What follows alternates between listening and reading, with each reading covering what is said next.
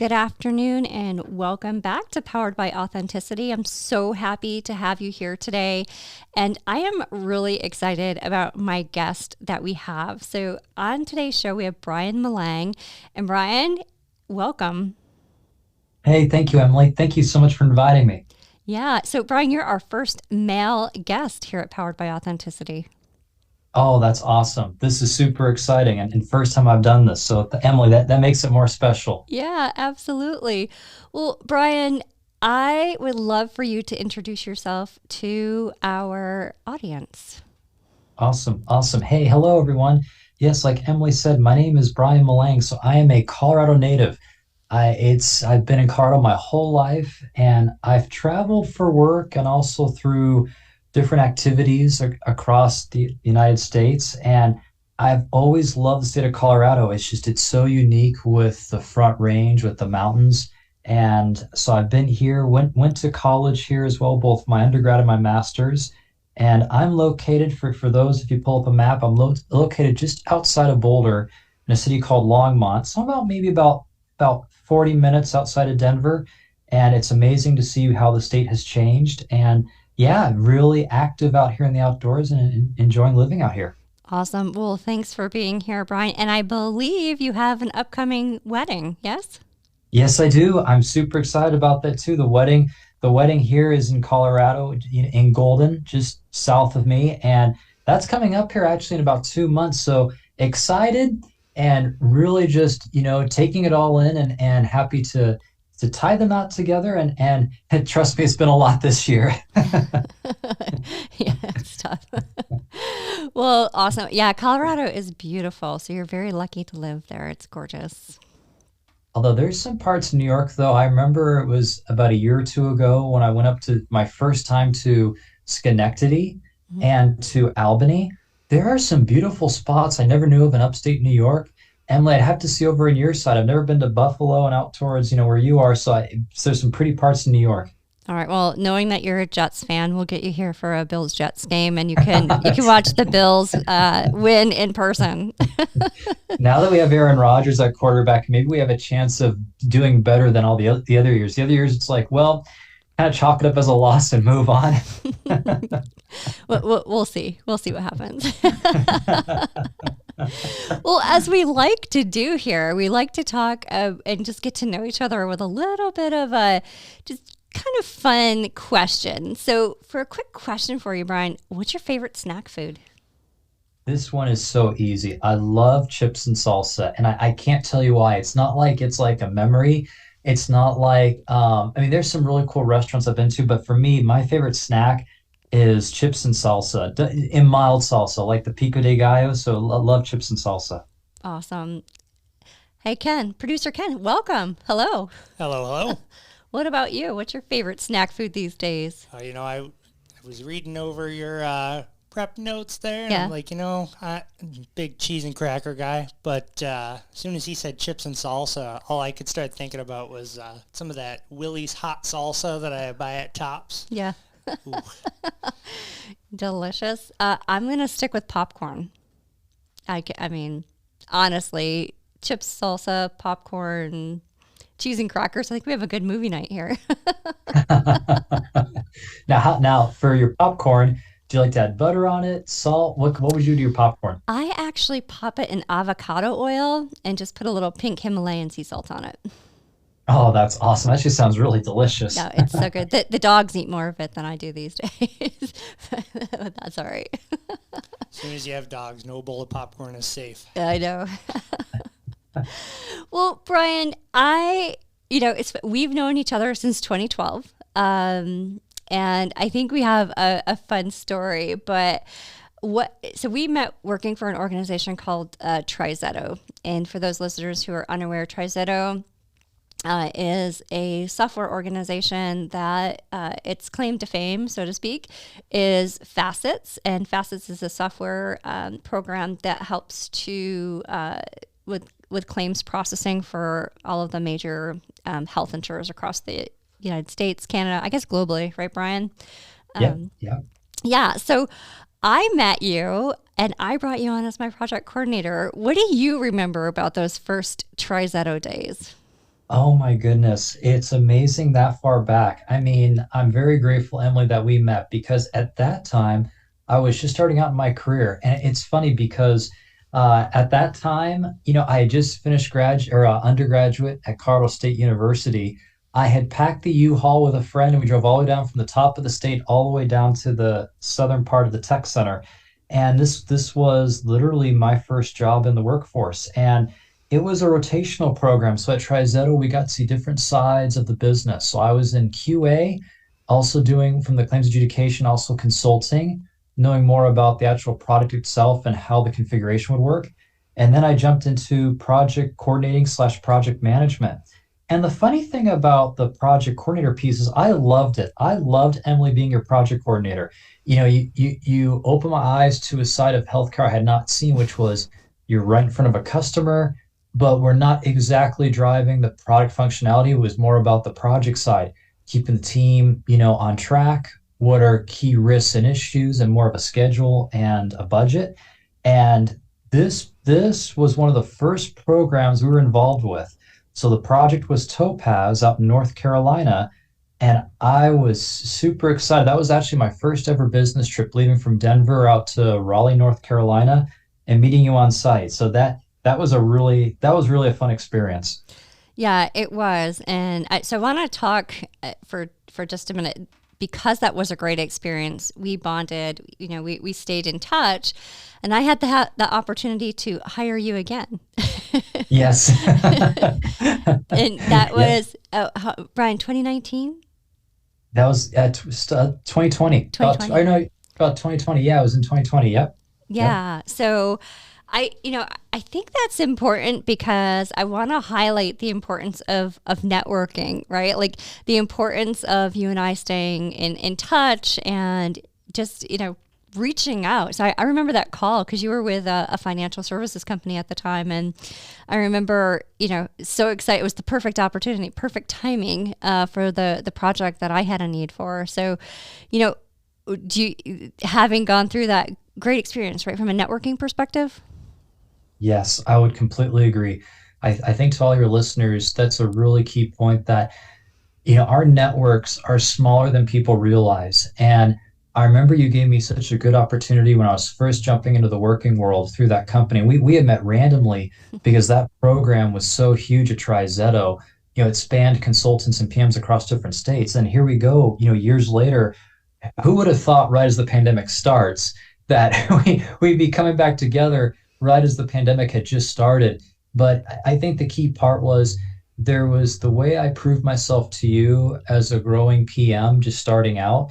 And then I wanted to work under you just based on how you carried yourself, thoughtful leadership, being super humble. You carried yourself the right way in terms of how do we do business with a vendor and with any customer. And it really is amazing how years later we reconnected in different roles. But it just felt like back in the day, felt like, yep, here we are. We're bootstrapping back out to Raleigh, North Carolina. That's how it felt. But we were in Omaha, Nebraska. So it was just amazing how there were some parallels. Yeah, absolutely. And I think, for me, it was such a great experience because it allowed me the opportunity to act in a mentor type of relationship. And, being a female in tech and having that opportunity with a male colleague it still is, right? Like I still think we still connect all the time. Yep. Yep. And I just think there's such value there. What's your feedback on, that mentorship type of role? How important has it been, not just with myself, but others in the industry and through your project management career? What's the value to you in that mentorship relationship? I feel it's so important that there's not enough mentorship right now. I think the shocking thing is, here we are midway through. We're literally, as of tomorrow, midway through the year, which is shocking, of 2023. And yet there's not enough mentorship, I feel like, in the workforce.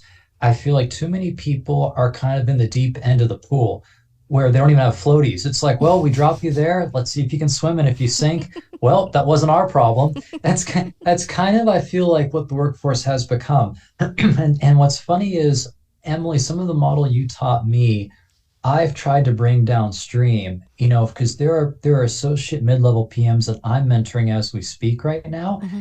And I feel like it all started from you. And it's funny because we both love football.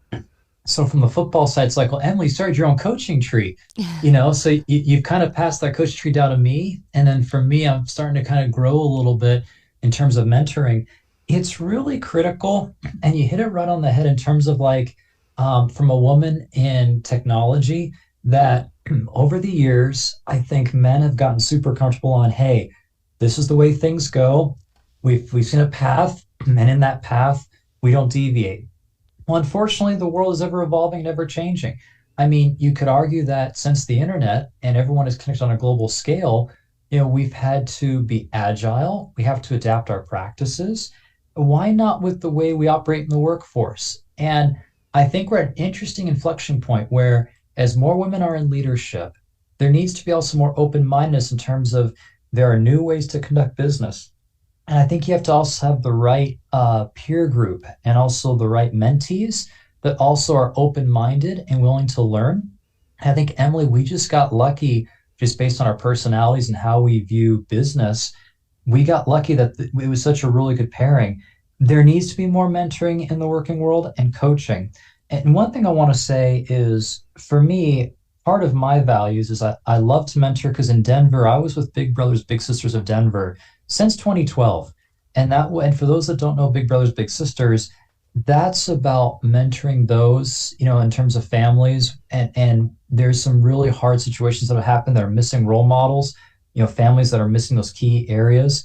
Just to be that mentor, helping a family in terms of how do we help a student, study for an exam, or through sports. How do we have value through sports and learning key lessons? And I was doing that, and then also coaching track and field at the high school level. So I think, Emily, there needs to be more of this. Yeah. So, first of all, Big Brothers Big Sisters, fantastic organization, and we'll actually we'll put a link in the show notes, Bryon, for your local chapter as well, just so we can broadcast that. But, I think in the workplace, the problem is, and actually just in general, the problem is it takes time, right? So if I'm setting up that mentorship and putting, aside 3 hours a week, a lot of employers out there don't see the value. So they do not want you to spend that time because it's time away from your job. But from my perspective, we're going to be facing resource shortages across many different verticals. Healthcare is ripe for that, right? With clinicians retiring and leaving the field at a high clip. Project management's the same way. We can't find enough people. So I think by investing in that coaching, investing in that mentorship, if people are looking at it the wrong way, it's an investment, it's not a spend. Yes. Yeah. Yep. So. Completely agree. I think that's a really key point about the investment piece. We so focus on the dollars in the business world. We're so keen on income versus expense that how do you invest in your practice? How do you grow your practice for the future? This is a live example right now, here between us. By investing, and Emily helped me way back in 2012 in terms of how I got my foot going in project management. You can easily say that you poured money in investment to grow me, because then we met in 2020. So it absolutely true. Yeah. And I think, it needs to become a conversation, and it needs to be a different line item on a balance sheet. It needs to be the investment that we're putting into people. There's a lot of conversation about equity and inclusion. A lot of that has to do with the way team members are mentored and coached to be brought into the career field. There's just such value there. The other thing I want to talk about and just deviate to real quick is the reach opportunity there, Bryon. I think you're probably doing it with your mentors, but encouraging people to go after a position that maybe it's not traditional for them. It's a little outside of their current capabilities, but working with a coach, being able to run a bigger project, right? Like go from project coordinator to project management. Any thoughts on those reach opportunities for your mentees? It's really important. To your point, you have to push them in a way to think outside their box. And that's why I think that's the role as a mentor. You see whoever you're mentoring, and through your lens, all of their potential, all their capabilities, working on what are they excited about. And depending on who you're working with, they may tell you, hey, Emily or Bryon, these are kind of my weaknesses, Hmm. and really not focusing on the weaknesses, but it's more like just what makes you and what grows you. And I like your point in terms of you start as a project coordinator, the next logical step is a project manager. Start to have those discussions that you can grow to that, and not being afraid of taking chances. I think what's key is it depends on what organization you're at, because some organizations, it is so easy to make that jump, whereas others, you need to have more flexibility and patience, knowing that, hey, depending on how large my organization is, that movement upwards may be a bit longer. So you have to be patient. And I think that's one of the toughest things we're seeing right now in the current workforce. From my perspective, I don't see that much patience. I see many people wanting to quickly climb the ladder, no fault of their own. That's what's being taught in college. And then for many, that when you first start at the entry level, they get hungry, they get really excited. So they want to move up immediately within, let's say, 6 months to a year. So I think the key is focus on what your timeline horizon is going to be. Take that risk, take that jump, but also be patient and be humble. And I think that humble leadership is severely lacking in the workforce. It's all about me for the instant gratification as of now versus planning out your future. And that's one of the discussions I actually had with one of my mentees last week, which is plan out what you want to go for, but it's a marathon. This isn't a sprint. We're not in the 100-meter dash right now. I mean, none of us keep up with Usain Bolt. We are not right now trying to burn ourselves out in a 100-meter sprint. Right now, I know it's cliche to say, everyone might roll their eyes going, oh, Bryon, we've heard this one before, but it truly is a marathon. You really have to pace yourself because burnout can happen to many of us so easily because we turn it into a 100-meter sprint. So yes, it is so important to go for those goals, but also be realistic in terms of where are you and what risk do you want to take. Yeah, and I think to that it's transparency as well on both sides of both leadership as well as the mentee, and being transparent about what it's going to take. So one thing I love you're on point with everything, Bryon, and I think to that next level, to your timeline, timeline that out, is working with your leadership to say, I'm going to hit these 6 goals in the next 6 months. What does that mean for my career? And have that transparency. I need this to happen, and be straight, be transparent in the communication with one another. Yes, and be your own advocate. I think that's something you told Yes. me long ago, that no one else speak for you. And it's okay to bounce notes off of, someone you trust. That's okay. But at the end of the day, it's you that drive your career. It's you that care about yourself. And we're not saying here we're being selfish. We're not saying at all we're being selfish with Mm-mm. this, but in the workforce, the only person that advocates for you is yourself. And you have to find the right time to have that hard conversation with your manager and also prove your worth. Why do I want to make that next logical step? And it's always good to be thoughtful and reflective of what you're trying to do before you have those tough conversations. Yeah, I agree. So I think it's advocating for yourself. And one thing that I told one of our former coworkers is that he controlled his own narrative in every situation. You have to be in control of your own career. And if things are going sideways, it's up to you to be able to course correct those. You need to be able to be, empowered to speak for yourself and advocate for yourself. Right. Yeah. Exactly. Exactly. And it depends also on who does your review or if there's multiple Mm-hmm. levels, but it comes down to that core. It's you that represents yourself. Unless it's funny, we go into this era of, chat box, we talk about, AI. Yeah. So unless we make a clone of me where it's like, oh wow, two of me versus one of my manager. I'm joking there. There's no way I want to clone of myself. If I start cloning myself, oh my God, where's the reset button? Um, you know, it's funny. I'm a Trekkie at heart. I love Star Trek. It's like, oh, that'd be so cool if we created like a Commander Data. I would love that. But if you created an AI version of me, I think I try to outrun myself because I that would be painful to see that. Are you watching the new Star Trek series? Yeah, I was watching Picard. Oh my God, that was incredible. I love how they brought the whole cast back and did like a proper send off. Although not to take us too far down the rabbit hole, it's funny. I now know why they blew up the ship in all those movies in the late 90s, early 2000s.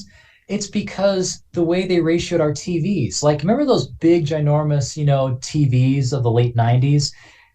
They created Star Trek and the ship to fit those TV screens. But once you got to the big screen, you got to flat screen TVs, all of a sudden the Enterprise doesn't fit the ratio. So I'm like, oh, that's kind of a weird fact. I never knew that. I was like, why'd you just kill everyone off? Why'd you kill the ship? You trying to kill everyone? Oh, it's because it didn't fit our TV screen? That's kind of lame. So sorry, random No, fact is that's okay. kind of funny to see that come full circle. That is fun. There's another Star Trek. What's the new one that's out now too? The one that's on right now is Strange New Worlds. Yeah, have you seen Oh that yeah, one? strange. I have not seen that one. I'm gonna have to watch that. Yeah, check that one out, Bryon. Really good classic episode style. It's that Yeah. old school Star Trek style. It's good. Yeah.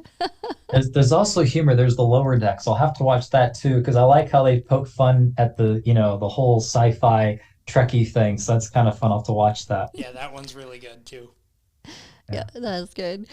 Well, so it's funny because if you think about it, it's all Star Trek's even going back to basics, kicking it old school in the way that they're releasing the episode style. But Brian, what's the biggest challenge that you're seeing right? So you're in healthcare, you're at a provider facility, so you work for a hospital system. Yep. What are some of the challenges in being in that project management seat now? Outside of just typical challenges that we see, but in that project management seat, in the mentorship, the relationships, the coaching as a whole, what are you seeing right now? What are some of those pain points? It's funny. I think so. Mine's still in Star Trek. It's like, well, sitting in the captain's chair and looking at the crew and looking at the viewer screen. But I think from that lens, what's interesting is there is such a knowledge gap in terms of how we drive all these projects. I think what I'm very grateful with you and I going all the way back to 2012, being in healthcare consulting on the IT side, you and I were in some of the toughest projects I can recall. It was very fast paced. There wasn't a whole lot of time, a lot of constraints, and we had to basically make do with very little, and we were forced to know a lot. And I think when I'm looking at projects now, especially in my space, there's a bit of a knowledge gap. I mean, everyone can say that they're a project manager, and this is interesting. When you talk to random people, it seems to be a lingo of, oh, I know project management. But when you put your pencil on a piece of paper and you start to plan out what are the phases of project management, what are good best practices of project management, people go all over the map and you don't really get to a straight answer. And I feel like it's because also some of the projects that people do now, they weren't as intense like what you and I went through. And I think one positive I can see from that is when you're kind of right in that red alert, you're there, you're locked in, you're focused on what needs to be done in a short time frame. I think that's where you really grow as a person. And for a lot right now, and also technology has changed. The technology now is, I think, a whole lot more advanced. It's a lot more, I would say the quality is better than a lot of things from even 10 years ago. So I'd say there's a knowledge gap. I would also say emotional intelligence skills. And folks think that emotional intelligence is something that can just be learned the next day. Like if you look at a resume, you go, oh, Emily, Bryon, I'm looking for XYZ of emotional intelligence skills. But that's not possible. It's all based on how do you treat your team? How do you work with people? And it's being with that humble leadership. And those emotional intelligence skills I feel like are really missing. I've seen a lot of people that will drive with a hard sword that say, hey, you must execute or else. And that only works to some degree. You can't operate in a fear-based mode. If you operate in a fear-based mode for some time, your power runs out. You push so hard. So I think what's really missing right now, especially also in healthcare, is look as we've emerged from the pandemic, the amount of nurse burnout is so high. And 3 years later, we still see levels of burnout that we've never seen before. And people are trying to they're trying to put on that lens of, oh, everything's okay. Nope, we're coming back to normal. Everything is right shipping. We're back the way we were back in 2019. But that's not the case. We're seeing so much burnout. And from a project management perspective, it becomes really difficult in multiple levels. Number one, you have resource burnout. People are working harder and longer more than ever. As many people are working from home, hybrid, or even going back to the office, there's that push and strain of working even longer and harder. The second thing is budgets. I mean, the economy, look at the economy right now. The economy has not recovered. We are, I feel like, limping along. We've been saying that too, and limping along for at least 5 years. You look at the net increase and decrease of the economy, but still, we're limping along and budgets are all impacted. Smart companies are really watching what you're spending and focusing more on keeping employees versus, outlandish spending that's causing a lot of these firings. So I'd say the biggest challenge right now, if there was one thing right now, it would really be the emotional intelligence and tied to a knowledge gap. And to manage that situation, I'd say, Emily, it really is relearning project management in my eyes. It's what is the purpose and the mission of a project? How do we work well and play together in the same sandbox across multiple departments? And people may say, oh, Bryon, but that's so simple. It really isn't because we have different personalities now, different generations, and just the ability to work together and really empathize versus being passive aggressive. It's actually gotten harder. So I think sometimes just even like doing like a fun day, something that we've done at the University of Washington, something that we've done is focus on making like it might sound kind of funny, a fun committee, but it's more on taking a day just to enjoy being with your fellow employees, getting to learn them, know them at a personal level, and making those relationships. So it all comes back to at the very beginning, like Emily, how you and I had met. It's all about relationships. Yeah. So just a couple of things there. I think you're spot on all of that. And I want to touch upon the emotional intelligence piece because I feel like it, especially when you're a female leader, it's sometimes felt as though that's a negative, right, Bryon? Like that people are like, oh, you care? You care about the actual people. And I think if we take a step back and realize that we do care about people, that just helps overall. And it doesn't matter if you're male or female or, any gender or race, it just doesn't matter. It's at the core caring about the people that are working with you and for you. Mm-hmm. Completely agree. Yep. And the harder thing is it's hard to teach this. It is. And you can't put it like, I mean, it's funny, I say this, they put it in textbooks. Now it's like part of curriculums in terms of teaching emotional intelligence. You can read a book as much as you can, but it's about really practicing it and empathizing with it and really being in hard situations. And it doesn't have to be in the workforce. Perfect example, just taking your car to get an oil change. I mean, I love cars. How painful it's gotten now to just do some simple service stuff. And you get people that get so passive aggressive or, it's not the way it used to be. You can practice your emotional intelligence anywhere.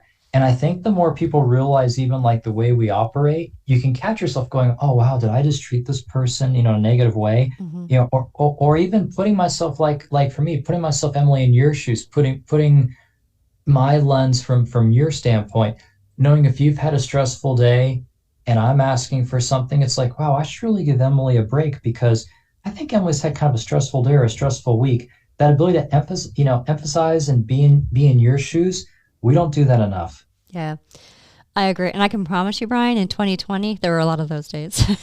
Yeah, oh, I know. A lot of those days. But you do things the right way. And that's just not a cliche. It's like, Emily, when you look to lead a program or when you're looking at from a leadership, a C-suite level, when you're looking at how do we engage and look at business, because business is in multiple ways. You've got the numbers aspect, you've got the customer aspect, you've got the product, you've got the quality, and then you've got all the backdoor support. You do it in a humble way, but also in a way where you recognize, hey, but I need my team to also commit. You need us at the end of the day to actually deliver and drive off of what those values are. But you do it in a way that's authentic. You don't do it like you're copying. Since I'm not really a Patriots fan, it's not like you're trying to copy a Bill Belichick style. Because, I don't know how many disciples I've seen from Bill Belichick. Like, for my poor Jets, we had one of them. You're not trying to copy someone's model. You're trying to be their own. I think the problem is right now, we read so many books and movies of people trying to emulate someone, but you're an example of someone that doesn't. You come off with a pure heart, but you also drive for those results. I think that's a rare blend. Yeah, well, thank you for that. And, I think I think that's truly what people need to remember, is that you need to be yourself in each of those situations. Like, and I know you too, you know it as well, Bryon, because every time you're in a difficult situation, the thing that's going to get you out of it is to be yourself, right? Like, yeah, this does suck. we're in it together. Yep. But we can also Exactly. get out of it together. Exactly. I'd say like for me, my humor is pretty quirky. I've got some, my humor is not the best, but I try to find some good, situations. Like I remember back in the day, there was a project I was on that was called Odyssey, Mhm. and I thought, oh, that's funny. That's named after the Honda minivan. Wonder why we called it the Honda Odyssey. Yeah, that didn't get many people smiling. And then later on, they all realized, oh, Bryon, that was a good joke. It's like, yeah, my humor may take a while to get used to. At that time, probably, nope. Everyone's like, this is such a cool product. They're probably thinking something else. I'm like, wow, Bryon, you thought of a minivan? So, Well, here in the podcast studio, we got it. We're with you. So one thing that I've heard you reference a bit, so we talked about the Boys and Girls Club and being a running coach. So tell us about your running career, because along with being, and I kid you not, if you were to, and this is a compliment to you, Bryon, so please take this. If you were to pick up Webster's dictionary, if that's still a thing, or hard still copy there. dictionary is still a thing. I think they're still around. Okay, good. All right. And look up the word project manager. Bryon, your picture's there. Like you are the epitome of project manager. You're just Thank you. you're just so good at it. But you're Thank you. also an amazing runner and have a whole running career. Oh, thank you. Thank you. No, first, that's really kind of you to say that, because I mean, as you know, Emily, trying to build yourself as a project manager, it's hard. It's hard as the projects get more complex, and then the way that project management starts to deviate. Thank you. That actually means a lot. And it's funny. As you said that, I was thinking, well, I'll have to get like a bow tie or something and dress up with like a bow tie. But in terms of running, I am really grateful that this was a talent that I had tapped into. Back in high school, I used to play soccer, and I was good. Wasn't great, but I was good. I was a good defender, midfielder, but every year, every summer, we had to do the mile to do our fitness shape and to see if we'd make it on varsity. And the mile was the one event I'd always win. I'd always do well, but it didn't really matter as much because they cared about your dribbling skills or your kicking skills. So I decided to take a chance, and my junior year of high school, I actually tried track and field for the first time. And it went really well. I had immediate success, and I thought, you know what? I should just pivot this way. And I went to cross country and my second year of track and field in high school. So a lot of this talent started right at the end of high school and in college. I didn't run for the university when I went to Colorado State University, but we did create its first ever non-NCAA running club. And we did train with a few guys from the track team. And that's how I actually qualified to run Boston. I never thought I'd run a marathon. It was more off of kind of a bet, kind of like, oh, Bryon, I don't think you can do this. It's like, oh, let me try. And the first time doing it, I had broken 3 hours in the marathon and then ran Boston the following year. It's been kind of fun watching how all this has progressed, because Emily, for me, I haven't really ever stopped. I've just kind of said, oh, let me make running kind of a part of my life outside of work. Then I would still be a competitive runner. July 4th, I just hit a goal I never thought was possible. I just broke 4 minutes and 20 seconds in the mile. And I now, yes, the caveat is it was a downhill mile, but I never thought that was possible. So I ran a 4:19 just a week ago. So that was incredible. I'm shaking my head over here because I'm having a tough time breaking 13. But you're gonna have your knees longer than me. Yeah. Trust me, I have some prosthetics. Well, but you know what, Bryon? So it takes grit, it takes consistent training, it takes a lot. There are skills that you've produced starting in high school that transfer over to your career. I mean, running. I've said more and more lately that I feel like the work we do in sports, so the athletics that we're trying to train to do, can really transfer over to our careers as well. Yes. Yep. Oh, I completely agree. I think when you're on, even though track and field can be individualistic in your events, you're still cheering on the team. because overall there were team titles, team scores. And then for me, kind of being a coach at the high school level, you want to see the whole team succeed. And you recognize from my athletes, where are they super strong? Where can I place them? Are they a relay runner? Are they a sprinter? Are they a jumper? And I think that in that you bring up a really good point. That all transverses over to the workforce. When you are in the seats that you and I are in, it's focusing on just like the same lens in athletics. Where can I place people in the best spot to succeed? And even though we're competitive, we don't take it to a cutthroat nature because there are some people that do take it to a bit of an unhealthy extreme. It's more of just you're happy for those that succeed, you're building up your team, and you're treating it's the golden rule, treat others the way you want to be treated. And that's no different than in athletics. Athletics, you should be a good winner, a humble winner, and also when you lose, you still shake that person's hand at the end of the day or give them a hug. So it's really important. I think sports can teach us a lot when we're in the workforce.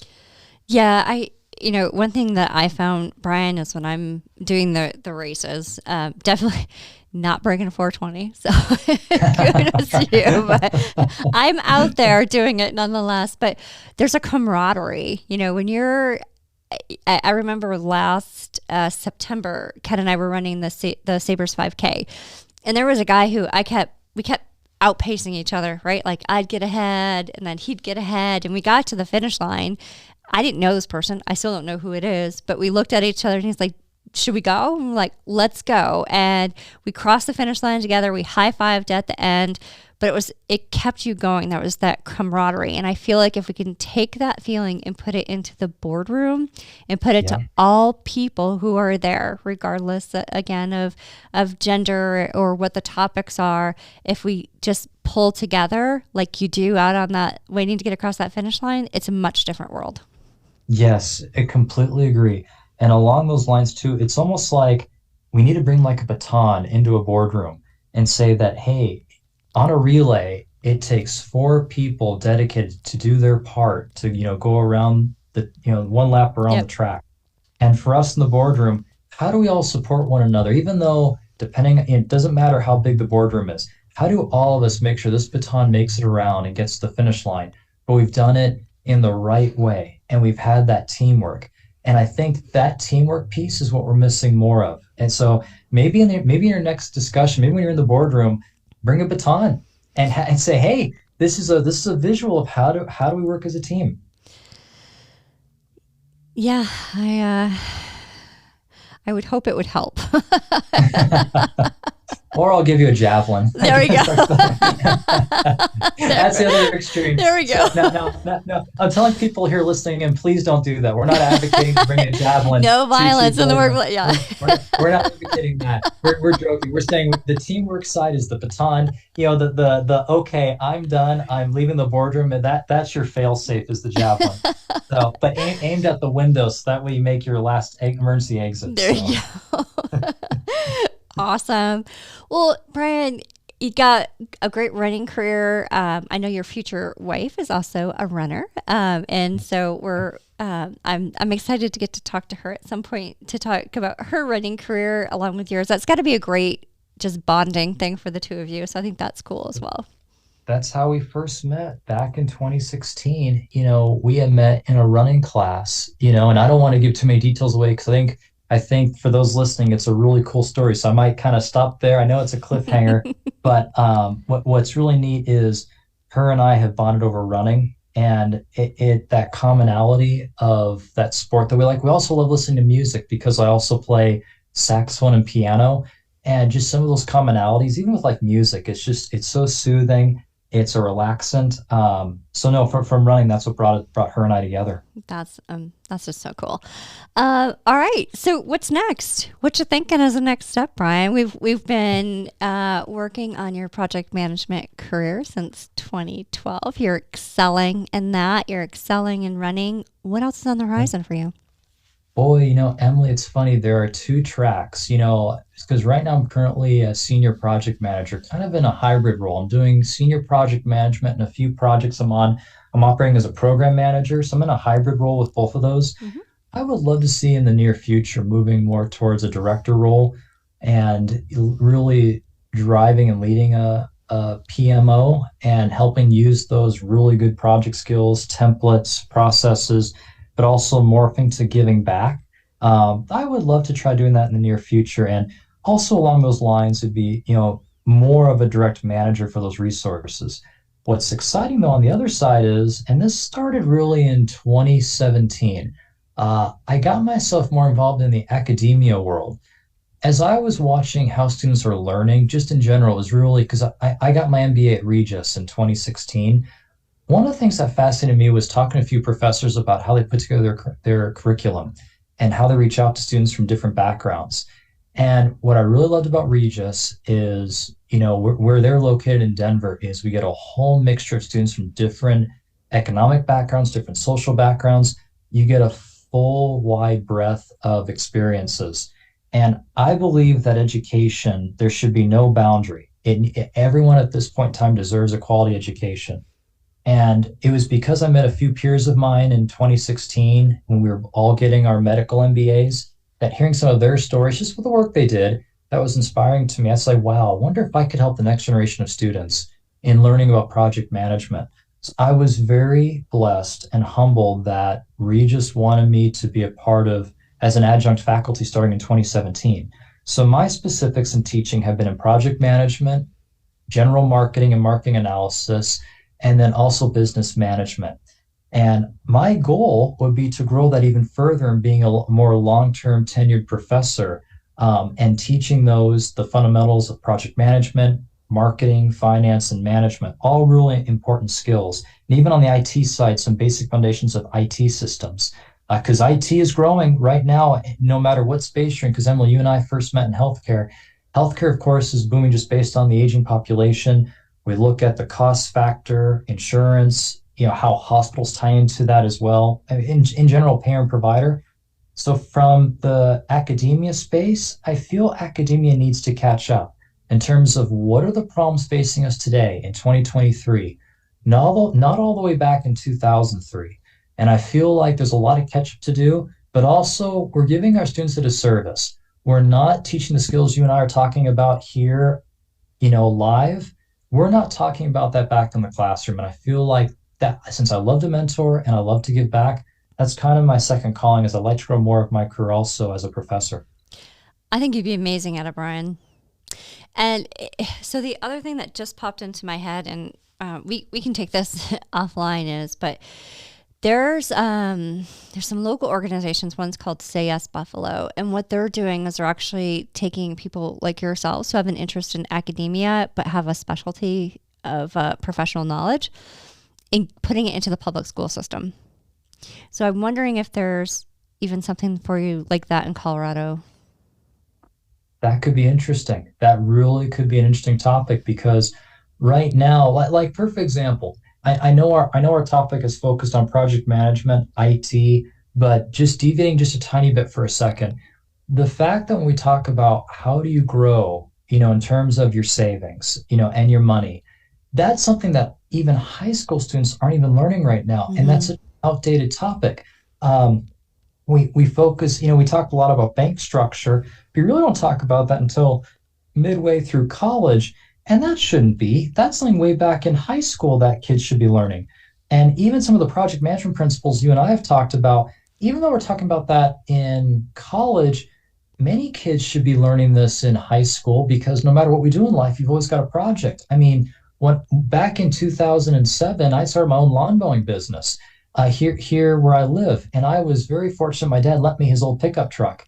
And I got to use that for my lawnmower, but then you're budgeting, okay, what's the gas, for my mower, the gas for the pickup truck, which, Emily, fun fact, and Ken, it was a 1970 Chevy El Camino, and we still have it. It was a little beat up at the time, but it was kind of cool driving around a truck that no one has ever, people haven't seen probably for ages, and a pretty beat up mower and an El Camino. So it was pretty easy to market, saying, hey, if you want to go retro, let's do some retro clipping. Yes, my lawnmower may not be the fastest, but at least I'll be the fastest one to get to your house with that engine, with that V8 engine. But all this stuff you learn as a kid, anything in life is a project. Let's say you've got like a garden improvement project or something inside the house, or even if kids learn just basic budgeting, even though we do that in college, we should be doing more of that when kids are younger. It should be started in middle school and continuing through high school. I mean, because it's not just money. There's time management. There's to go back to the emotional intelligence piece. There's that. There's so much within that topic, Bryon. You're 100% correct. Yep, I agree. I agree with that. And I think that's why for me, I've always enjoyed, I think for me, I look at the mentors I've had in my life that have helped me in my career. I feel I want to do the same. When I first was about 3 to 4 years into my working career, I really wanted to start giving back because there are so many people. I'm very lucky and fortunate that took the time, like Emily, like yourself, that took time to invest in me. I'm trying to give back and I want to turn around and give the next generation those someone like me as a mentor because I feel like there's a huge disservice happening. I feel like the next generation of students graduating, or even those just in college, I don't feel like they're really getting that full attention. Hmm. And whenever I put my heart and soul on something, I always give over 100%. And that's how I operate. And that's why for teaching, it kind of goes hand in hand also with what I've learned in project management. Yeah, no, and I think you'd be great at it. So, let's. I do think, Bryon, let's take the topic of finding something in Colorado that's similar to Say Yes. And I actually had Stephanie Pete, who's the director of resourcing in Buffalo, on the podcast. And she might be able to guide us to a direction in Colorado. I think you'd be perfect for it. I think you are going to excel at that because you have that personality, but you also have the heart of wanting to get back. So I think that's going to set you up for great success. Thank you. Thank you. I appreciate that, Emily. Maybe I'll keep the Star Trek pieces out of that lesson. No. We won't have Star Trek in chapter 1. Why instead, not? instead it'll be my Jets. Chapter 1. How do we right ship the organization for the New York Football Jets? Oh, Bryon, don't start it with a sad failing story. Start it with the Bills, a success. That's very true. Hey, actually, fun fact to kick off. I think it's in week 1, Monday Night Football. Yeah. It is the Buffalo Bills at the New York Jets. September 11th at 8:20 p.m. Wow. I'm looking forward to it. That's going to be a fun game. Well, I miss not sharing calendars with you because I would have these little reminders to call Bryon Jets game. Yes. Yeah. And and we were always joking about that going, oh, I wonder who's going to win. I mean, the Jets made it close, but this will be fun. This year with Aaron Rodgers, I'm really excited about this. So, yep, September 11th. Let's see what happens. All right, well, we'll have to see what happens. Well, Bryon, it's been so great to have you on. This has been a great conversation. I've loved every moment of it. Same here, Emily. No, same here. And again, just thank you for all your wisdom. And I feel like we need more leaders like yourself out here they're talking exactly like we've talked about here. So no, just thank you for the opportunity. Yeah, and you're right. We need more conversation.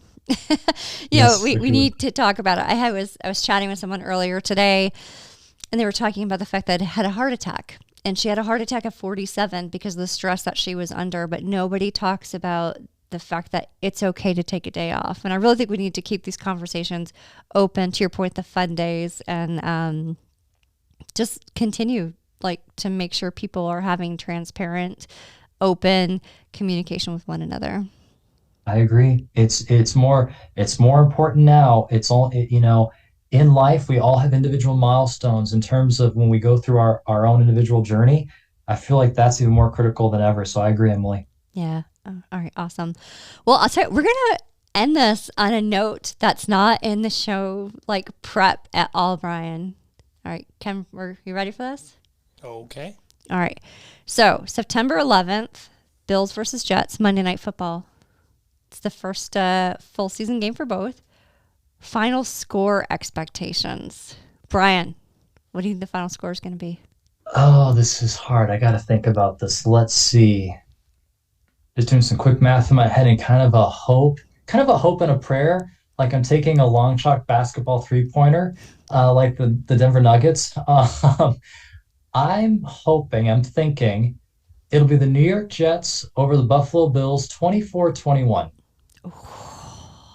Ken, what do you got?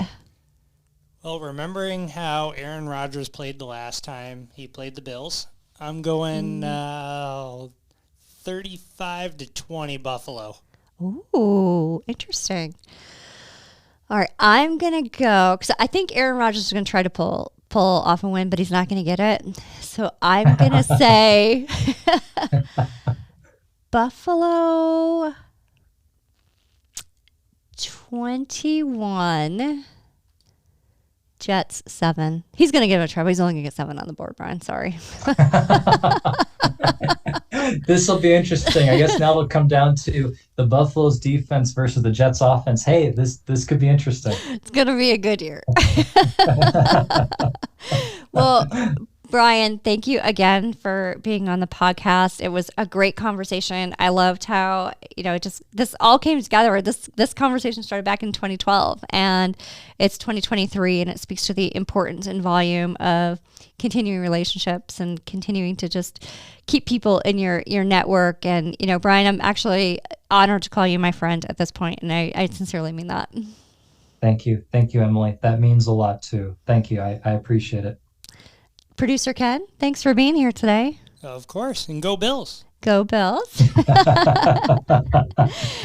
And as always, I just want to give a huge word and shout of thanks to Go Art here in Batavia, New York for the use of their podcast room. They've definitely given us great community support and allow us to use the room to record our episodes, and we're truly grateful and appreciative of that support. So Bryon, thank you. I look forward to chatting with you again very soon, and tell Grace I said hi. I will do. No, thank you, Emily. Thank you both. All right. Sounds good. Have a good night, Bryon. Thank you. All right.